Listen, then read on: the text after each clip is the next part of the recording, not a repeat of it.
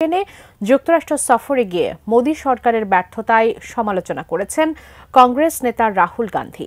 আবার অরুণাচলের প্রায় ৬০ কিলোমিটার ভেতরে চীনের সেনাদের প্রবেশও গভীর দুশ্চিন্তায় ফেলেছে ভারতকে।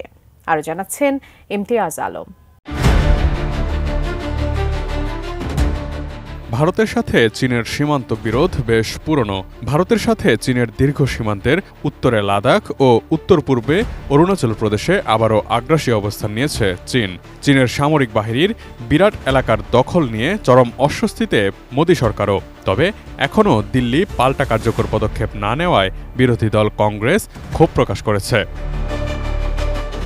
সম্প্রতি কংগ্রেস নেতা রাহুল গান্ধী বলেছেন, লাদাখে দিল্লির সমপরিমাণ ভূমি দখলে নিয়েছে চীন। ওই অঞ্চলে ভারত ভূখণ্ডের ৪,০০০ বর্গ কিলোমিটারে চীনের সেনারা অবস্থান করছে। এছাড়া সেভেন সিস্টার্স খ্যাত অরুণাচল প্রদেশে চীনা সেনা প্রবেশের খবর পাওয়া গেছে। অঞ্চলটির অন্তত ৬০ কিলোমিটার ভেতরে ঢুকে পড়েছে চীনের সেনারা। শুধু তাই নয়, সেখানে নিজেদের ঘাঁটিও গেড়েছে চীন।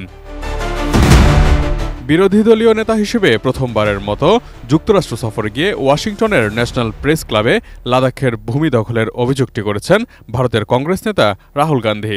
তিনি অভিযোগ করে বলেছেন, প্রধানমন্ত্রী নরেন্দ্র মোদি চীনকে ভালোভাবে সামলাতে পারছেন না। এই সুযোগে লাদাখে দিল্লির সমপরিমাণ ভূমির দখল নিয়েছে চীন। দেশি পাকা টমেটো আর সিক্রেট রেসিপির কম্বিনেশনে তৈরি প্রাণ সস, সসের বস। Having Chinese troops in 4,000 square kilometers of our territory handling something well, then maybe. We've got Chinese troops occupying land the size of Delhi in Ladakh. I think that's a disaster. Media doesn't like to write about it. How would America react if, a neighbor occupied 4,000 square kilometers of your territory? Would any president be able to get away with saying that he's handled that well?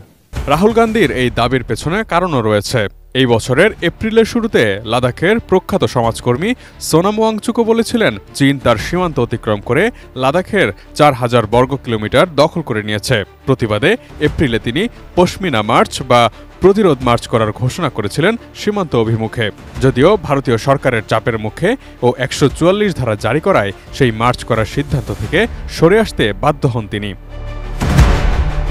এদিকে ভারতের উত্তর পূর্বাঞ্চলের ৭টি রাজ্যের একটি মণিপুরে যখন জ্বলছে বিক্ষোভের আগুন, তখনই খবর এলো সেভেন সিস্টার্সের আরেক রাজ্য অরুণাচল প্রদেশের প্রায় ৬০ কিলোমিটার ভিতরে ঢুকে পড়েছে চীনের সেনারা।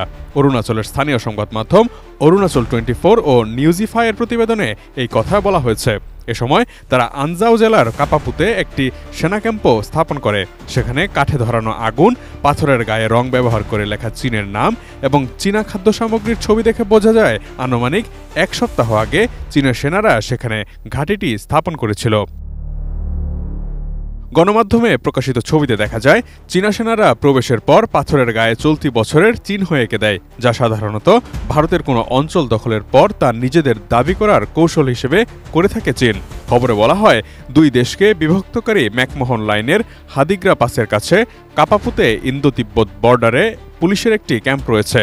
আর আনজাও জেলার নিকটতম প্রশাসনিক এলাকা চাকলাগাম ম্যাকমোহন লাইন থেকে প্রায় ৯০ কিলোমিটার দূরে অবস্থিত।